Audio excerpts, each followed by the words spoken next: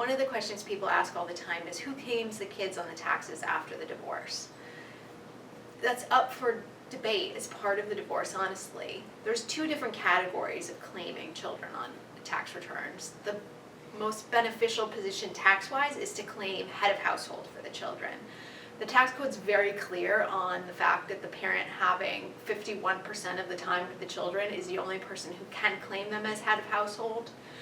If you have a shared custody arrangement, we'll usually write into the agreement that, you know, if you have two kids, one parent's going to claim one child, one parent will claim the other child as head of household, or they'll alternate each year. The IRS isn't generally looking at your separation agreement, so as long as it's not something the other parent challenges, that won't be an issue. The other category is the standard deduction for children, which is $2,000 a year.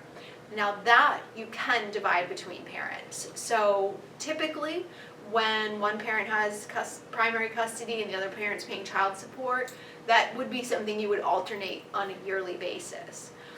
But that's not necessarily a given, right? Because there's certain divorces where one spouse is working and the other one's not. It's not necessarily appropriate to alternate that deduction where a spouse doesn't even have any taxable income. So that's something you want to consider. We also sometimes consider the fact that at a certain income level, those tax deductions phase out entirely. So they don't even do any good for the parent who's the high income earner. So you really want to look at it in a really holistic way and make the best decisions, because frankly, it's better to keep that money in your pocket than give it to the government.